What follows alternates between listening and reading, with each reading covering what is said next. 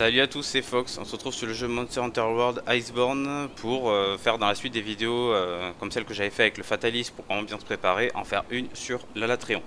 Avant d'attaquer sur tout le contenu qu'il y aura dans cette vidéo, je tenais à vous remercier pour les commentaires et les retours positifs qu'il y a eu sur la vidéo du Fatalis. C'est ultra motivant et surtout ça fait plaisir de voir qu'il y a encore du monde qui s'intéresse au jeu Monster Hunter World Iceborne alors que le jeu est terminé déjà depuis un bon moment maintenant.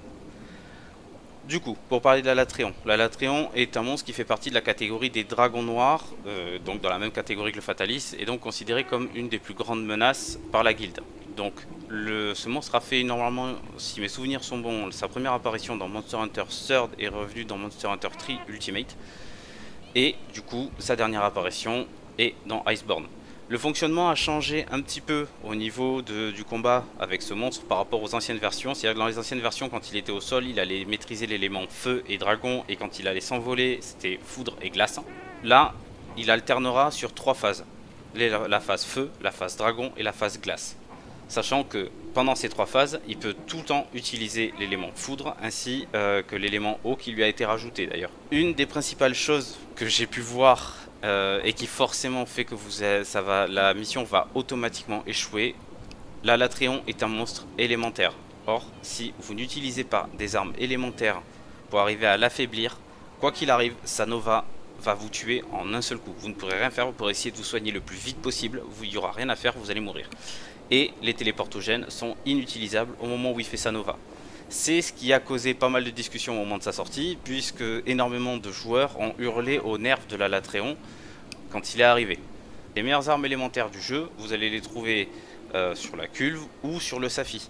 Donc il suffira d'aller farmer ces monstres là, sur lesquels je vous ferai des vidéos plus tard aussi évidemment, pour pouvoir l'affronter.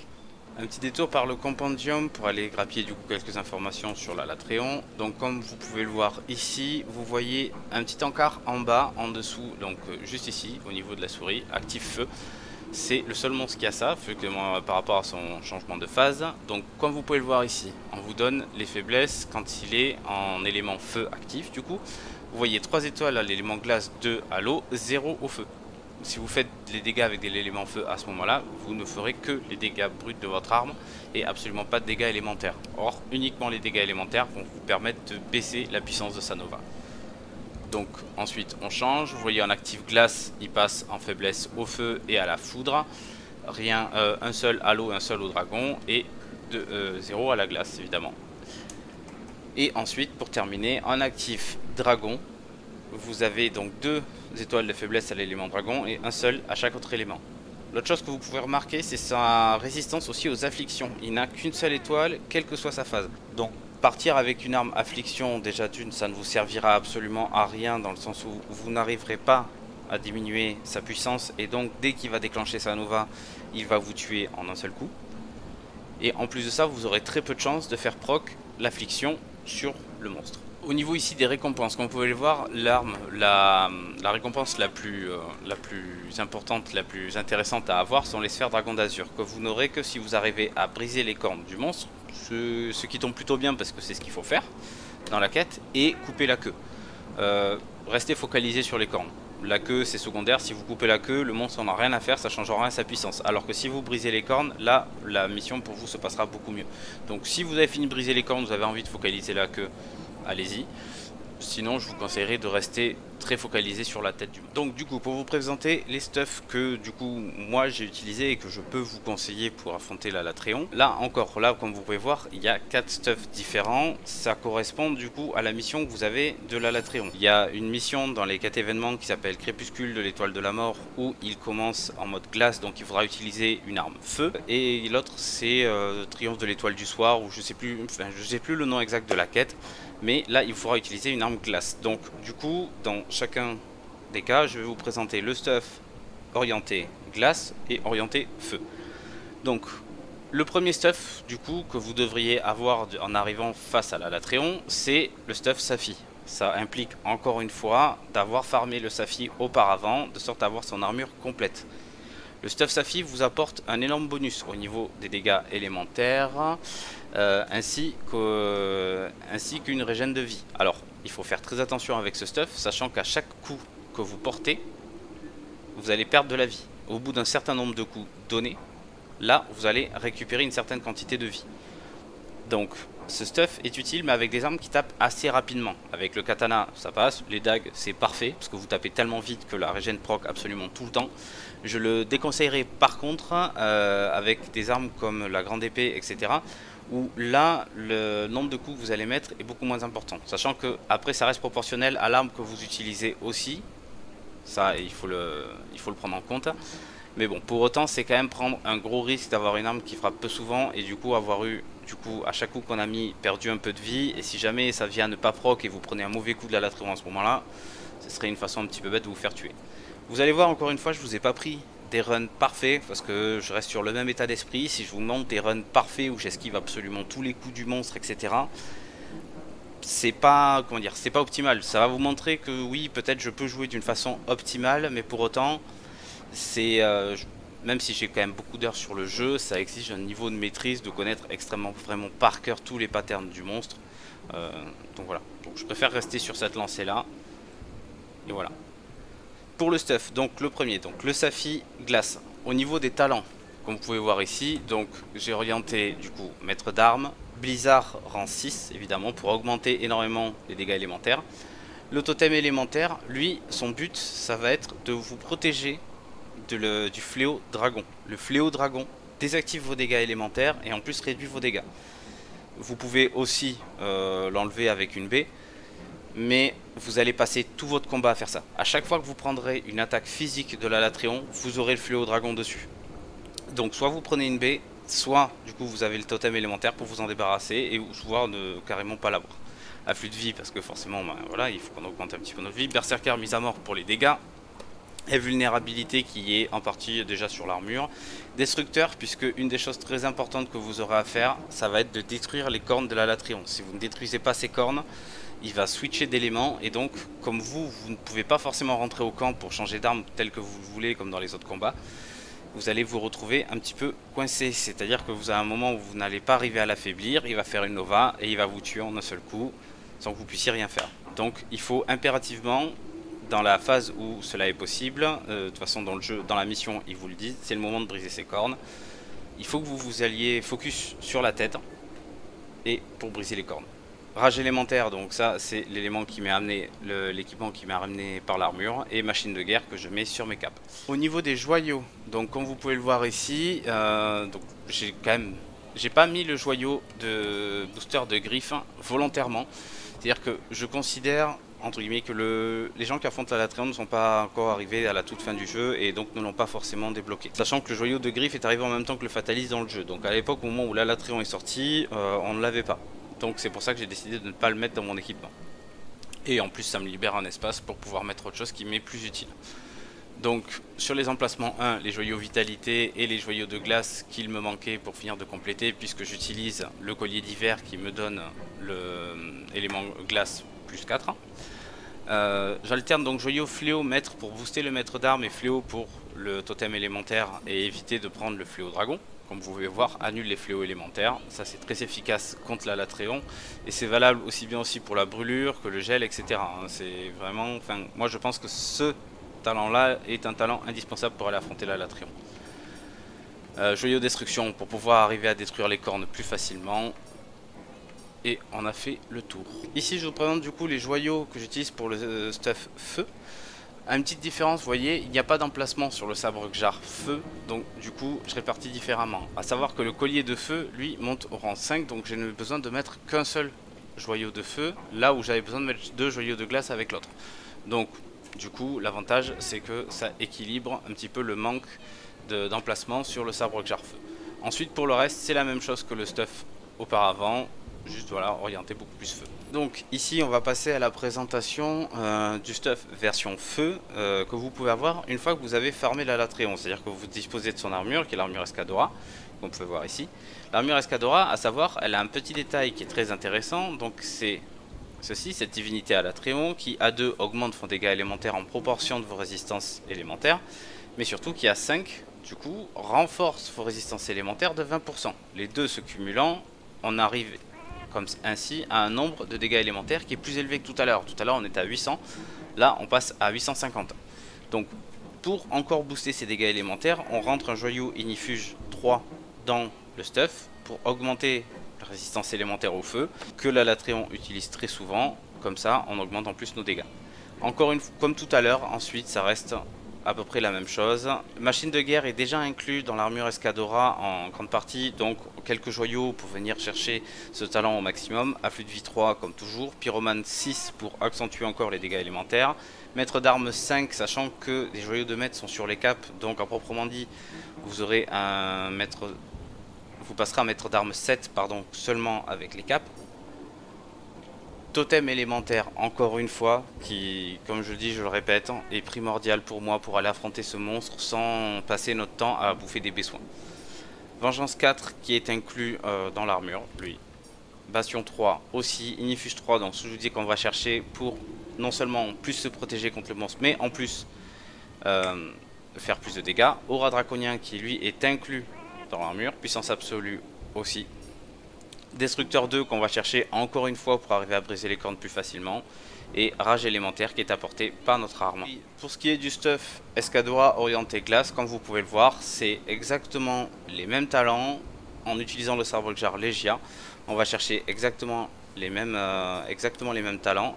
Et encore une fois, comme vous pouvez voir par rapport à tout à l'heure, on est à 850 d'attaque élémentaire au lieu de 800. Un petit tour dans les joyaux pour quand même vous montrer, même si les talents restent exactement les mêmes que sur le stuff d'avant. Donc à nouveau on utilise le collier d'hiver 4 en rajoutant des joyaux de glace pour passer à 6 du coup au niveau du talent blizzard. Toujours les talents de totem élémentaire, les joyaux de maître sur les capes pour passer à maître d'armes 7 une fois que vous les portez. Et normalement avec ce genre d'équipement là, le combat devrait bien se passer. Juste ensuite, c'est comme pour tous les monstres que vous affrontez dans Monster Hunter. Quand vous allez arriver devant le monstre pour la première fois, vous ne connaîtrez pas ses patterns, donc vous allez vous prendre les attaques. Petit à petit, vous allez apprendre de ces attaques que vous prenez, vous allez apprendre à les esquiver et du coup vous allez arriver à faire le monstre plus facilement. À savoir, juste une chose pour vous expliquer, la Latréon c'est un monstre que j'ai dû tenter le jour où il est sorti. Je crois que j'ai mis plus de 70 ou 80 runs avant d'arriver à le tuer en solo. Sachant une chose, c'est que je fais toujours en sorte d'arriver à les battre en solo avant d'aller les affronter en multijoueur pour justement éviter de faire échouer les quêtes des autres joueurs. C'est-à-dire que je n'ai pas envie de me pointer là, ne pas connaître le monstre, me faire tuer en boucle, faire échouer la quête aux alliés, alors que eux n'ont rien demandé, n'ont juste lancé une fusée de détresse pour demander de l'aide, pas avoir quelqu'un qui fait échouer la quête direct. Un petit point sur la sacoche et les objets à prendre pour aller affronter le Fatalis. Vous verrez dans les runs que je vais vous présenter, je n'ai pas ce stuff là. J'en avais un qui était moins optimal et du coup pour pouvoir vous proposer celui qui pour moi sera le plus optimal pour vous pour faire la mission, je l'ai remanié de sorte à vous le présenter comme ça. Donc les méga potions comme toujours, les potions secrètes avec les méga nutriments et les mandragores pour pouvoir les refaire instantanément en les mettant dans les raccourcis. L'immunisateur et la potion de vitalité, comme toujours. L'immunisateur va vous permettre de récupérer de votre vie quand elle passe dans le rouge quand vous allez prendre un coup. Ça peut vous permettre de récupérer des fois suffisamment de vie et vous éviter de mourir. La potion de vitalité vous permettra d'épuiser votre stamina beaucoup moins rapidement, donc vous pourrez plus facilement courir, faire des roulades pour esquiver les attaques du monstre. Potion de démon plus et potion de pierre plus pour augmenter vos stats. La poussière de vie, alors ça va être surtout utile. Si vous êtes dans une situation un peu compliquée et que vous avez plus de potions secrètes, vous pouvez utiliser ça, ça vous soignera plus vite qu'une méga potion. Mais surtout utile quand vous êtes en groupe, pensez à toujours, si vous avez des poussières de vie, les mettre en raccourci, parce que soigner un allié, ça peut très vite vous sauver une quête. Poudre du démon et poudre de pierre, là encore une fois, soit pour vous booster vous, soit pour booster vos alliés, avec qui vous serez. Les capsules aveuglantes, pourquoi je les prends? Donc, capsules aveuglantes ne seront pas utiles absolument tout le temps dans le combat contre la Latréon. Ils ne seront utiles que quand la Latréon ne sera pas en furie. S'il est en furie, c'est-à-dire s'il est rouge, vous pouvez tirer toutes les capsules aveuglantes que vous voulez, ça n'aura aucun effet sur la Latréon. Donc là, l'idée, ce sera de les utiliser quand il s'envole et quand il n'est pas en furie. Si c'est le cas, vous lancez une capsule aveuglante, il tombera au sol sur l'instantanément et vous pourrez continuer le combat au sol sans avoir à attendre qu'il atterrisse gentiment. Bombes fumigènes par contre, elles vont être là pour vous faire perdre de vue par le monstre quand il va s'envoler et qu'il est en furie. Si il est en furie, vous ne pourrez pas le faire descendre avec une capsule aveuglante. Vous balancez des bombes fumigènes après vous êtes mis à l'abri de ses attaques. Le monstre, normalement il vous aurait besoin de 2 bombes fumigènes, va atterrir et va venir vous chercher au sol. Et là vous pouvez reprendre le combat à nouveau. Les méga bombes barils que je prends tout le temps, étant donné que mon chat a une arme sommeil. Si jamais il endort le monstre, on pose les bombes au point faible du monstre. Donc en l'occurrence ici aux cornes, on envoie tout ce qu'on a, histoire de bien le réveiller comme il faut. Amulette de force, griffe de force, amulette de défense, griffe de défense pour booster nos stats au maximum. Nageur de poisse aiguiseur, encore une fois comme je l'ai expliqué, c'est pour aiguiser beaucoup plus vite. Ça vous permet d'aiguiser en un seul coup et en plus vous avez des chances que la nageur ne s'utilise pas, donc pouvoir la réutiliser derrière. Et enfin, le dernier objet que je prends et qui est très spécifique à la Latréon, c'est la viande d'Astéra. Donc c'est très facile à se procurer, il suffit d'aller au marchand et vous pouvez en acheter autant que vous voulez. Ça guérit l'hémorragie, donc ça veut dire quoi? Ça, votre vie, elle est complètement verte. Quand vous prenez un coup, une partie de votre vie passe en rouge. Cette partie de votre vie qui passe en rouge, c'est ça qui est considéré comme hémorragie. Quand la Latréon va faire sa nova, toute votre vie va se mettre à diminuer petit à petit, comme si vous faisiez brûler. Et toute votre vie passe en rouge en fait. Elle ne passe pas directement en noir. Donc si vous mangez une viande d'Astéra, vous pouvez récupérer absolument toute votre vie d'un seul coup. C'est là toute l'utilité de ça, c'est-à-dire qu'une fois que vous aurez suffisamment affaibli la Latréon pour qu'il ne vous one-shot pas avec sa nova, vous allez encaisser la nova, et une fois que votre vie aura suffisamment diminué, vous prenez une viande d'Astéra pour la faire remonter au maximum et éviter que la Latréon vous tue sur la nova. Vous ne pourrez pas, même si vous avez affaibli la Latréon, encaisser la nova sans viande d'Astéra ou sans amplificateur de vie plus. C'est même si vous l'aurez affaibli, la nova vous tuera quand même, sans ça. Donc ici du coup on part pour faire le run du coup avec le stuff Safi. Après début de mission assez classique, forcément hein, le repas toujours qu'on fait dans la mission, parce que comme ça si vous abandonnez vous récupérez votre coupon. Les potions. Donc là en début de la quête ils vous le disent, les dégâts élémentaires peuvent affaiblir la puissance de la Latréon. Et ensuite le chef d'équipe précise que les dégâts non élémentaires ne seront pas très utiles. Donc on vous souligne encore une fois, vraiment utiliser les dégâts élémentaires contre ce monstre. De toute façon c'est la seule chose qui est efficace. On prend les potions.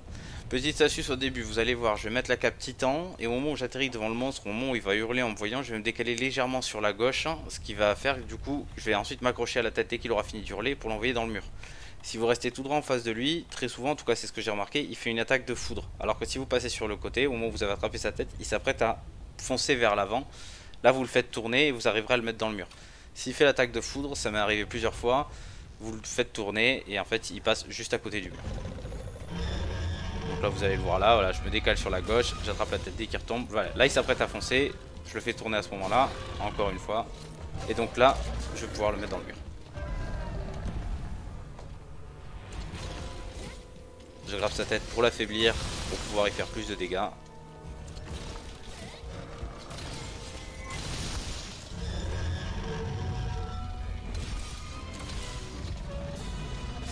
Attaque très importante à esquiver, celle-ci. Vous allez voir, je vais me la prendre une fois dans la partie, ça va causer justement ma mort.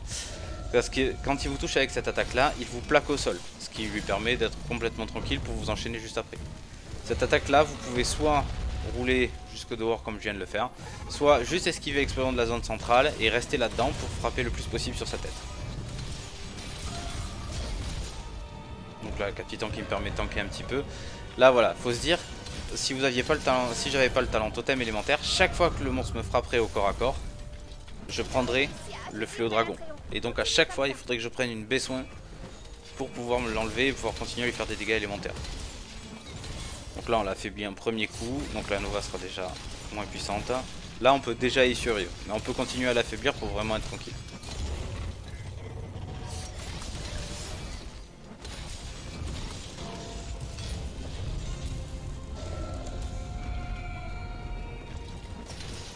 Voilà. Vous allez voir, il y a pour moi, quand il fait un cri comme ça et qu'il se met à faire de la foudre autour de lui, alors voilà ce dont je vous parlais.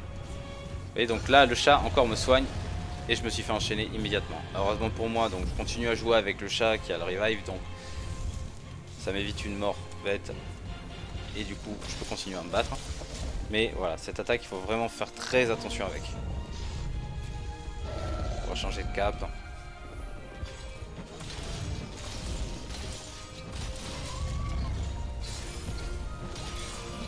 Voilà, Là cette fois on l'a esquivé l'attaque.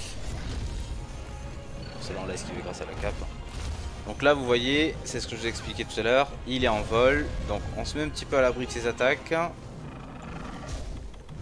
Et une fois qu'on l'est, ensuite sur les bombes fumigènes. Donc faire très attention à la vase qui est au sol, hein. C'est son eau, si jamais il vient à faire un souffle de feu dedans, ça va tout embraser et on prendra les dégâts avec. Donc là il m'a fait mentir par rapport à ce que je vous disais tout à l'heure, parce qu'il me force à utiliser 3 bombes fumigènes. Habituellement avec 2 ça suffit, j'ai pas dû être bon au niveau du timing de mes bombes. Et donc là on peut reprendre le combat.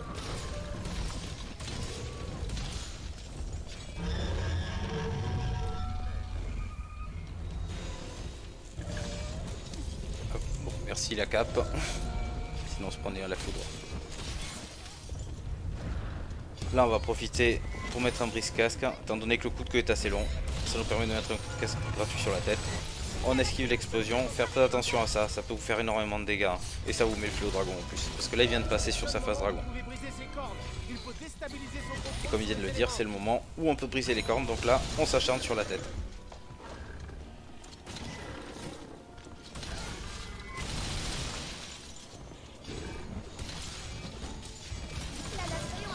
Là, voilà, on lui a fait perdre beaucoup de puissance, donc là on est vraiment tranquille pour ce qui est de la Nova.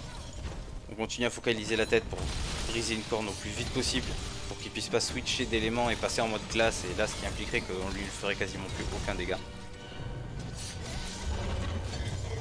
Et là du coup, seul point faible de ses armes, le tranchant, qui est juste un tranchant blanc et qui diminue assez vite quand on frappe.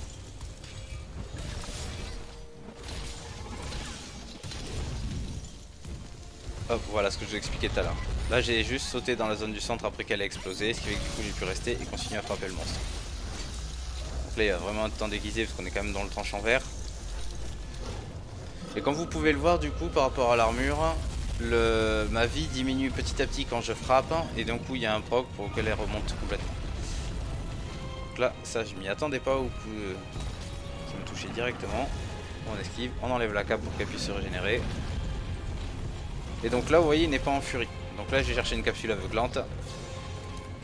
Comme ça je le fais descendre. Et au passage je lui pète la corne. Donc je suis tranquille à ce niveau là aussi.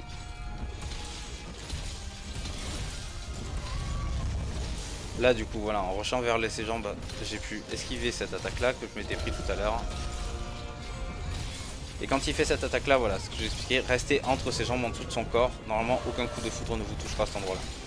Cette attaque là si vous jouez katana vous donne une ouverture magnifique pour faire un brise-casque. Que voilà. Et en plus mon chat endort la Latrion dans la foulée, donc là c'est parfait. On prend les bombes. Au niveau des cornes comme d'habitude.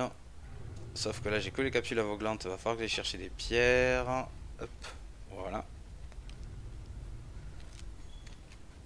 Et là en plus ça tombe bien parce qu'en plus c'est endormi dans un axe où je vais pouvoir le mettre dans un mur dans la foulée. Donc on fait exploser les bombes, on grappe. Et c'est ça, je suis dans le bon axe, normalement il va se manger le mur.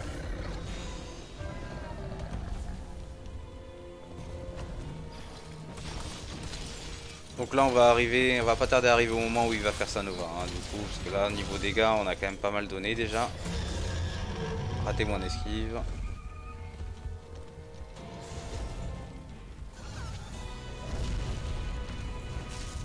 Voilà, faire attention à ça, là je suis pas dans un bon timing pour esquiver, je préfère m'éloigner. Donc là je pense que la Nova va pas tarder à arriver. On affaiblit à nouveau la tête pour être sûr de faire suffisamment de dégâts. Là de nouveau, à chaque fois qu'il fait des attaques de glace, souvent vous avez un bon créneau pour frapper la tête.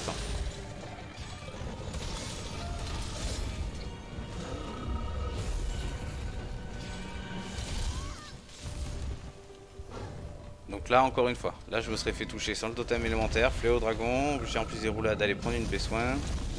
Là je me serais pris le fléau gel.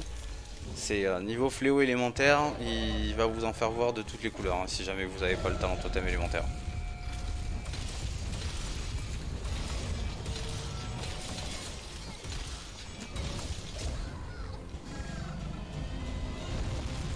Souffle de feu à éviter hein, évidemment, qui fait extrêmement mal.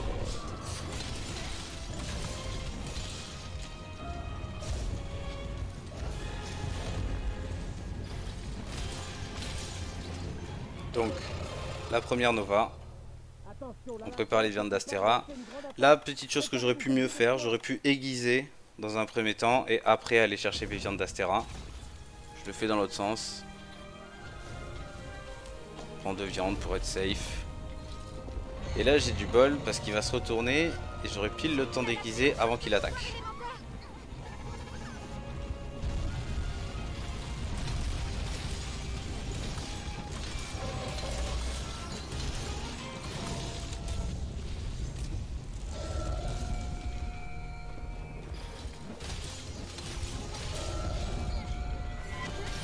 Hop, là j'ai eu du bol, j'ai failli louper ce brise-casque, mais bon, heureusement j'ai réussi à lui mettre dans la tête. Voilà, là j'ai pu esquiver du coup l'explosion au centre pour continuer à le frapper. Voilà, donc on est déjà tranquille sur la deuxième Nova. On continue à focaliser la tête, hein. But du jeu, arriver à détruire l'autre corne. Déjà on aura plus de chances d'avoir de joyeux dragons d'azur et en plus au moins on est sûr qu'il passera pas sur l'élément glace.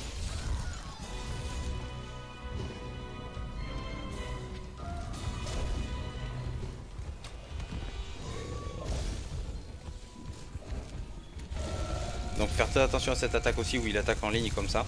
Si vous la prenez elle fait extrêmement mal. Après elle est assez facile à esquiver mais bon faut toujours se méfier. Là il est très proche du mur, on en profite tout de suite. On l'envoie dans le mur, ça nous donne un setup assez facile pour frapper la tête.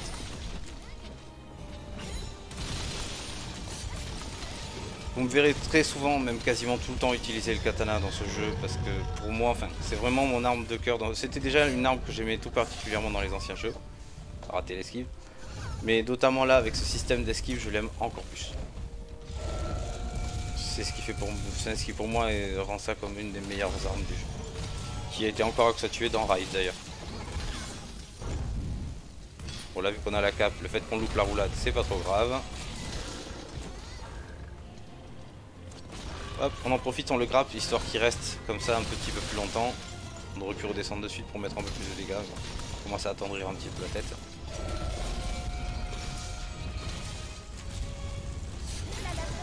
Voilà, là il a perdu beaucoup de puissance, donc on va arriver, à mon avis, pas tarder à arriver au moment où il va faire sa deuxième Nova. Donc là si on n'était pas arrivé à briser la corne, ce qui se serait passé c'est dès qu'il aurait fait sa Nova, il serait très rapidement passé en mode glace, il serait passé en mode glace tout court. On n'aurait pas pu lui faire d'autres dégâts élémentaires et donc sa Nova suivante nous aurait tué. Et les 3/4 du temps, on se dit bon la Nova nous a tué, on change d'arme, on y retourne. Et quand on revient, il switch sur l'élément feu, vous avez pris une arme feu parce qu'il était passé glace. Et vous vous retrouvez un peu dans la merde. Voilà, phase dragon, donc on va pouvoir casser la dernière corne. Superman jump pour éviter le lance-flamme.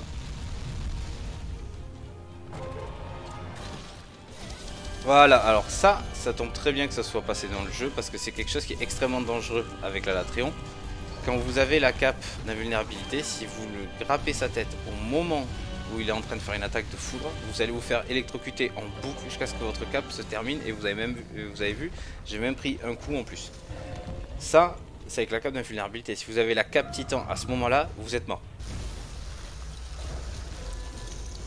Donc là, il va s'envoler à nouveau, sauf que comme je n'ai plus de bombes fumigènes et qu'en plus de ça, il est en furie, je ne peux pas le flasher, je vais juste attendre gentiment qu'il atterrisse. Après, vous avez des créneaux, vous pouvez venir le frapper un peu, n'hésitez pas à le faire.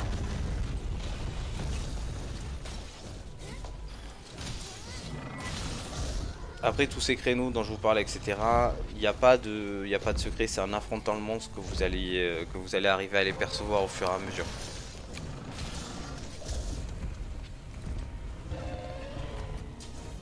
Là j'essaie de lui mettre des capsules gluantes, mais j'ai loupé la deuxième, donc il y a peu de chances que je l'étourdisse dans le match. De toute façon là je pense qu'on va avoir droit à la Nova suivante très rapidement.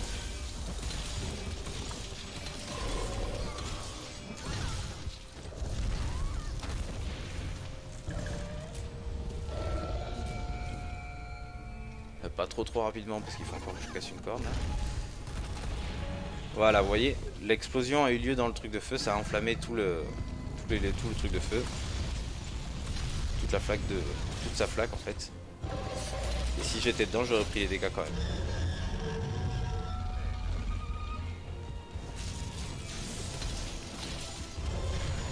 Là, j'ai loupé mon esquive. Vous avez vu les dégâts que ça fait. C'est pour ça que je vous disais de soit vous éloigner, soit d'être sûr de pouvoir esquiver. Là, j'ai loupé, ça a failli me coûter ma mission. Donc, je prends une poussière de vie pour que ça aille plus vite, pour me soigner, parce qu'il enchaîne les attaques. Et là, donc, je réutilise ce créneau-là pour me concentrer sur la tête. Voilà, on a réussi à finir les cornes. Donc là il reste une Nova et normalement bientôt la fin de la mission. Voilà la Nova. Là encore une fois, j'attends à côté de la Latréon, j'aurais pu aiguiser pour que ce soit vraiment optimal et reprendre avec le tranchant blanc à fond. Mais je pense que le combat est vraiment très proche d'être terminé.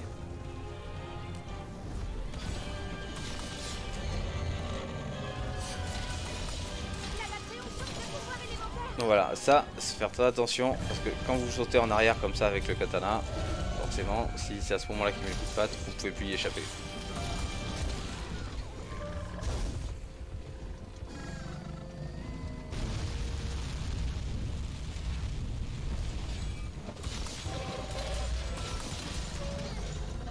Surtout esquiver cette attaque. Voilà. Là, quand il fait cette attaque-là, juste restez en dessous de lui, juste entre ses jambes, et normalement vous n'aurez rien à craindre. Donc on l'a encore affaibli une fois, donc ça nous donne surtout cette ouverture pour frapper tranquille.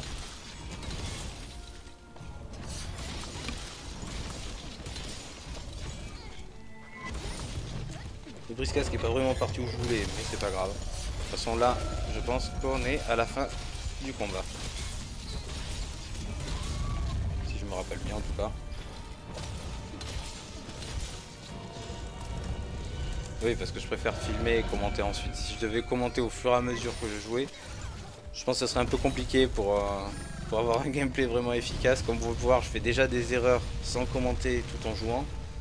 Donc faire les deux en même temps, je pense que ce serait à mon avis assez comique à voir.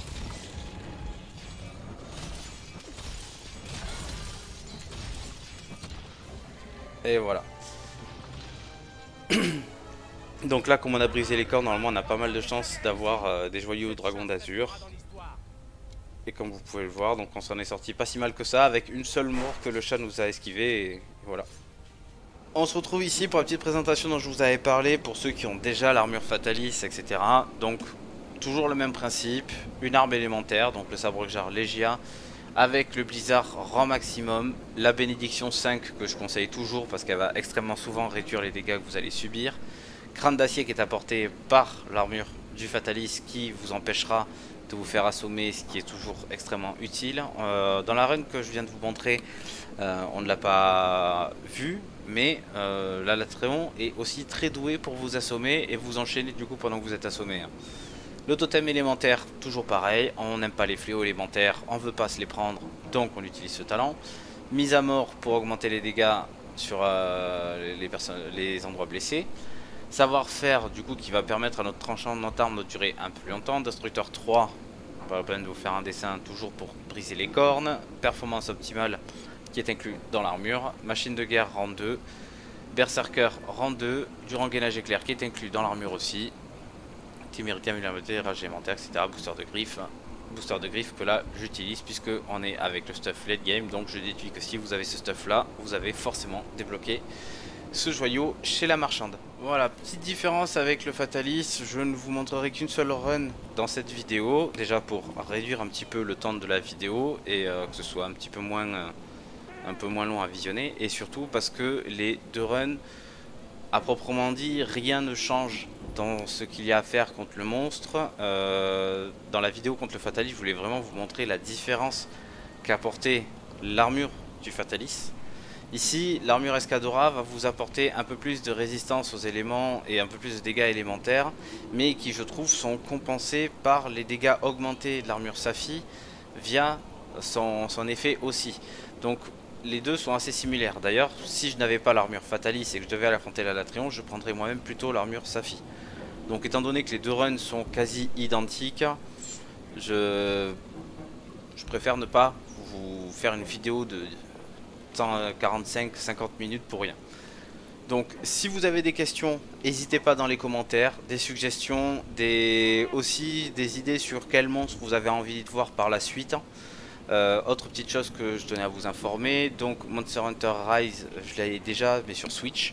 Je n'ai pas voulu faire de vidéo sur Rise via la Switch par problème de qualité justement. Je l'ai récupéré sur PC avec l'arrivée de Sunbreak, donc si des vidéos vous intéressent aussi sur l'extension du nouveau Monster Hunter, n'hésitez pas, et je pense que de toute façon il y en a qui arriveront sur la chaîne. Mais j'oublie pas pour autant de continuer à vous faire les vidéos sur Monster Hunter World, et je pense que les prochaines vidéos qui vont suivre concerneront le Safi'jiiva et la cuve Tarot, justement pour le farm des armes. Et sur ce, merci à vous d'avoir visionné cette vidéo, et à plus.